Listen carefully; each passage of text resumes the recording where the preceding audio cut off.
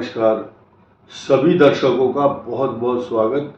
आज हम तुला राशि पर विशेष रूप से चर्चा कर रहे हैं और ये तुला राशि तुला लग्न के लिए भी उतनी ही इफेक्टेड होगी जितनी कि तुला राशि के लिए, और सभी 12 लग्न के लोग इसको देख सकते हैं, महिला हो चाहे पुरुष हो। लेकिन आपकी कुंडली में ये भी ध्यान देना होगा, अगर चित्रा, स्वाति और विशाखा नक्षत्र है तो जरूर आपके लिए ये एप्लीकेबल होगा, आपको देखना चाहिए। जिन लोगों को प्रारंभिक बेसिक जानकारी ज्योतिष की नहीं है वो सिर्फ इतना समझ सकते हैं कि तुला राशि के लिए कौन सा ग्रह अच्छा होने वाला है या खराब, ये सब बीच बीच में हम चर्चा करेंगे, उससे आप अनुमान लगा सकते हैं। और जो बहुत अच्छे जानकार हैं उनको तो स्वयं ही सब कुछ पता चल जाता है। आइए जानते हैं चित्रा, स्वाति, विशाखा की क्या पोजीशन है, तीनों नक्षत्र कैसे इफेक्टेड होते हैं। चित्रा मंगल का नक्षत्र है, स्वाति राहु और बृहस्पति है विशाखा नक्षत्र का। इन तीनों पर ये ग्रह किस तरह से इफेक्ट डाल रहे हैं आइए देखते हैं। मंगल 12वें स्थान पर, ये क्या कर रहा है, ये शत्रु राशि में है।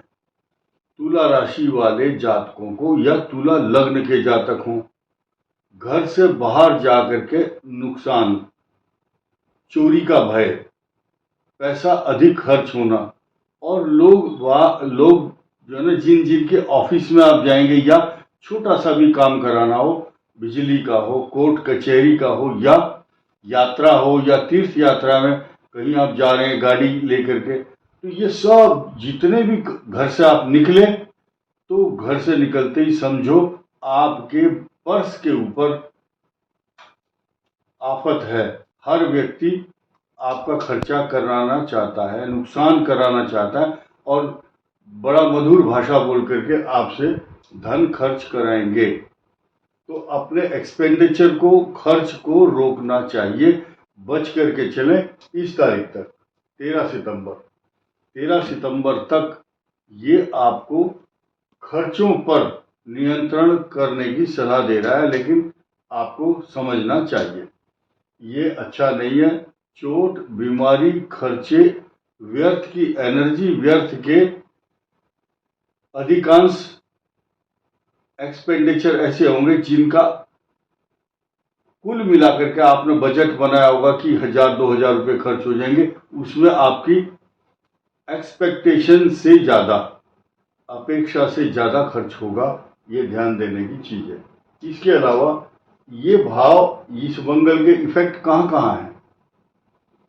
धन, कुटुंब और वाणी स्थान का स्वामी, जिसको बृहस्पति नहीं देख रहा है, उसका स्वामी 12th हाउस में शत्रु राशि में है।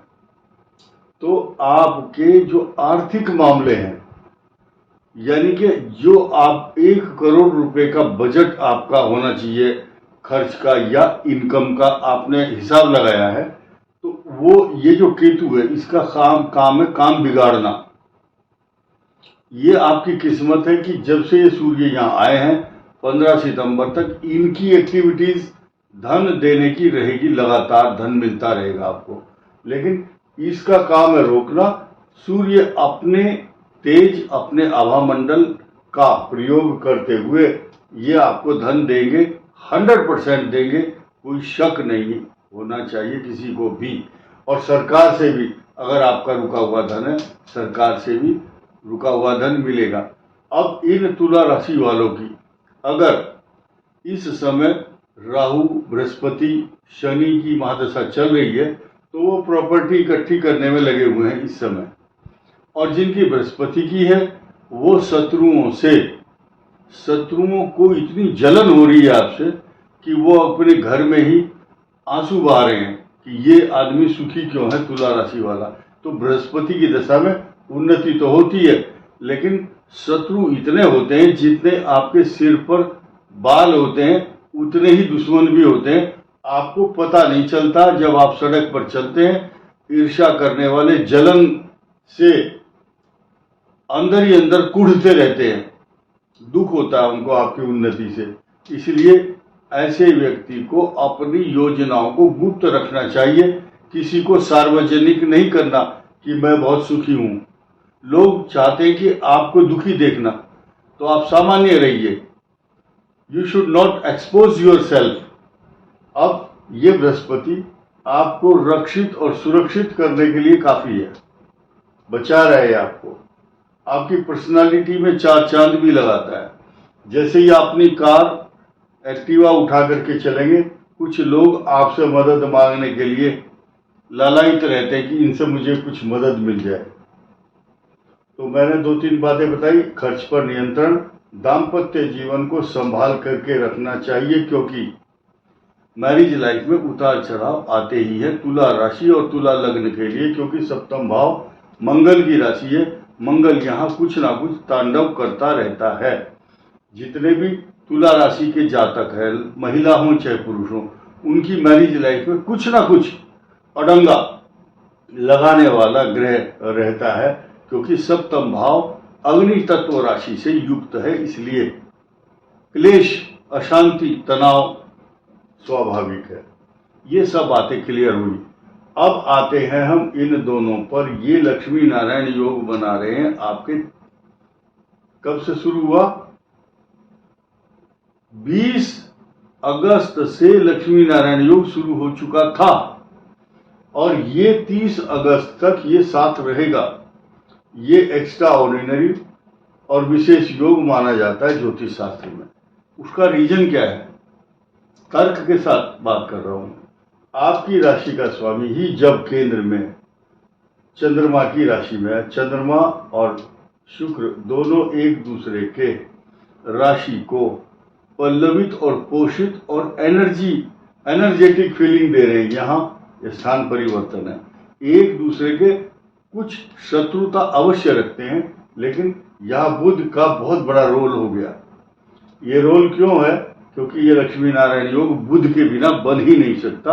और ये बुध इस समय अलग अलग राशियों में अलग अलग फल मिलता है, लेकिन यहाँ ज्यादा क्यों मिल रहा है? क्योंकि आपका भाग्य स्थान का स्वामी केंद्र में है, इसलिए लक्ष्मी की कमी नहीं है। और आपको उन्नति, तरक्की, प्रमोशन, जिनको नौकरी से रिलेटेड प्रॉब्लम चल रही थी या बहुत से लोग लोन लेना चाहते थे, उनकी मनोकामनाएं पूर्ण होंगी। लेकिन बुध की दशा पर आ जाइए। अगर बुध की दशा है तुला राशि वालों की, तो वो एक जगह से दूसरी जगह अपना पलायन करना या स्थान परिवर्तन, माइग्रेट करना चाहते हैं। कोई व्यक्ति अगर अमेरिका में है तो ऑस्ट्रेलिया जाएगा, ऑस्ट्रेलिया में है तो दुबई चला जाएगा।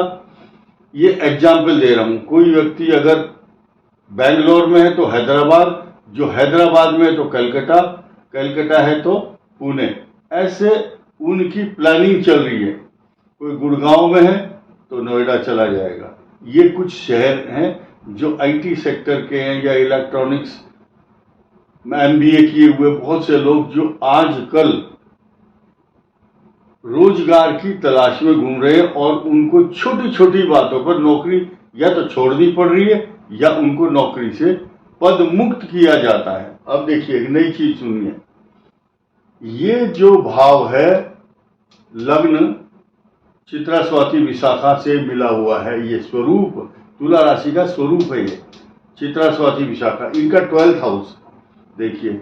ये माइग्रेट होना चाहते हैं या ये ग्रह इनको माइग्रेट करेगा। अमेरिका से लॉस एंजलिस से न्यूयॉर्क और न्यूयॉर्क से वाशिंगटन, वाशिंगटन से फ्लोरिडा या लॉस एंजलिस, ये जो प्रोविंस जो है वो चेंज हो जाते हैं। कनाडा से लेकर के कोई अमेरिका, इस टाइप के कुछ लोग वीजा की प्रॉब्लम से जूझ रहे हैं। और खास तौर से वो जो जिनकी दशा राहु, मंगल, बृहस्पति और शनि की चल रही है, भले ही लग्न कोई भी हो, तुला राशि होगी तो ये बुध के प्रभाव पड़े रहेंगे, बुरे प्रभाव पड़ता है। तो केतु को मैंने बताया कि ये आपकी आर्थिक स्थिति को रोकता है। अब सीधे सीधे इन दो ग्रहों पर आ जाते हैं। ये जो ग्रह है राहु, इस पर बृहस्पति की दृष्टि है। संतान को लेकर के कुछ चिंताएं रहेगी। जिनकी कुंडली में शनि की महादशा चल रही होगी, उनकी लाइबिलिटीज, उनके उत्तरदायित्व उनकी जिम्मेदारी या उनका इस समय एक्शन चल रहा है, या तो मकान बनाने में लगे हुए, गाड़ी खरीदनी है और बच्चों की पढ़ाई में पूरा फोकस है। और ये राहु बाधा डालता है, लेकिन बृहस्पति आपको ऊर्जात्मक एक ऊर्जा दे रहा है। चिंता मत करो, मैं तुम्हारे साथ हूं। अब बृहस्पति यहाँ कमजोर स्थिति में है, शत्रु राशि में है, भाग्य स्थान में अवश्य है, परंतु आपका पराक्रम बढ़ा रहा है, क्योंकि यहाँ पूर्ण दृष्टि है स्वग्रही। लेकिन शत्रु भाव का स्वामी भी गुरु है, ये भी एक नेगेटिव इफेक्ट है। लेकिन शत्रु ऋण और रोग रिपु स्थान है ये, इनका यहाँ पर शनि का बैठना बहुत पॉजिटिव है, सब कुछ ओके है। परंतु इसका क्या किया जाए कि ये जो दोष है बृहस्पति को यहाँ, इस भाव का और इस भाव का होने का दोष है। अब लास्ट में एक बात बताना चाहूंगा, ये जो शनि और मंगल का जो टकराव है, बहुत बड़ा टकराव है। ये ऐसा है जो जैसे कि बहुत बड़ी मिसाइलें एक दूसरे से टकराती हैं। मिसाइलें बहुत छोटी चीज है। मंगल ग्रह और शनि का एक दूसरे पर 180 अंश पर एक दूसरे को देखना, और वह शत्रु भाव है। तो ये तुला राशि के कौन कौन से भाव को इफेक्ट करेंगे, देखिए। संतान भाव इफेक्ट हो रहा है, और आपका भूमि भवन वाहन सवारी प्रॉपर्टी मकान जायदाद तथा माता के लिए कष्टकारक, पशुओं के लिए कष्टकारक। इसके अलावा एक ये भाव, क्योंकि ये मंगल का भाव है, और एक ये धन। तो ये ओवरऑल जो कॉम्बिनेशन बनाया मैंने इन स्थानों का, 1 2 3 4, ये स्थान सप्तम भाव, द्वितीय भाव धन का, ये दाम्पत्य जीवन, ये संतान, और ये मकान और माता का स्वास्थ्य, ये 4 तो डायरेक्ट इफेक्ट हो रहे। और छठे भाव का स्वामी बृहस्पति, ये एक प्लस पॉइंट दे रहा कि ये लक्ष्मी नारायण योग और बृहस्पति की और चंद्रमा की दृष्टि ये बता रही है आपको, वीर तुम बढ़े चलो, धीर तुम बढ़े चलो, सामने पहाड़ हो, सिंह की दहाड़ हो, वीर तुम रुको नहीं, वीर तुम डटो वहीं। तो आपको वहीं डटना है और रुकना नहीं है, क्योंकि ग्रह नक्षत्र आते रहते हैं और जाते रहते हैं। अब लास्ट में एक बात, ये जो मंगल ग्रह है, ये खर्चे जो करा रहा है, झगड़े भी कराता है। कोई आदमी कॉन्स्पिरेसी करेगा तो उससे सावधान रहना है आपको। साथ ही साथ अब आपको ध्यान देना है कि जो 7 सितंबर को जो ग्रहण आ रहा है, वो ग्रहण आपके इस भाव को इफेक्ट करेगा, संतान स्थान को, संतान के स्वास्थ्य को इफेक्ट करता है। आपकी बुद्धि, विवेक, ज्ञान, संतान, सब को बुद्धि भ्रमित कर देता है। उस दिन पूजा पाठ करें, अपने इष्ट देवता का ध्यान करें, और राहु और केतु के उपाय ना करें। कैसे? कुछ लोग पूजा करने जाते हैं कि इसका जाप करेंगे राहु का, वो जब ऐसी स्थिति में सूर्य हो तो वो उपाय कारगर नहीं होते। तो सूर्य को जल दें, चंद्रमा का सफेद वस्तुओं का दान करें, और राहु और केतु के लिए, राहु और केतु छाया ग्रह है, ये किसी राशि के मालिक और स्वामी नहीं है। ये अमर जरूर हो चुके हैं, लेकिन अमीर नहीं है। ये अमीर नहीं है, अमर है। और अमीर कौन है? शनि, बुध, शुक्र, बृहस्पति, सूर्य, मंगल, ये दो राशियों के स्वामी हैं। चंद्रमा और सूर्य एक एक राशि का लॉर्ड है, लेकिन ये छाया ग्रह है। इन छाया ग्रहों को शांत करने के लिए बहुत अच्छा और सरल उपाय क्या है?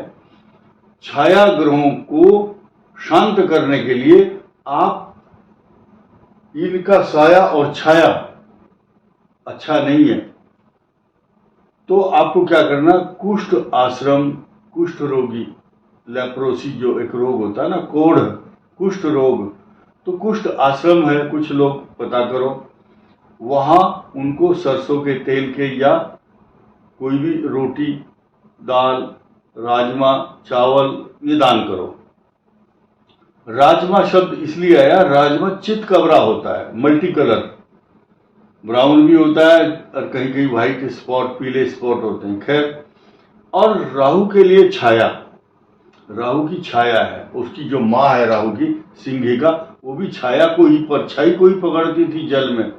करी माया नभ के खग गहही, जीव जंतु जे गगन उड़ानी,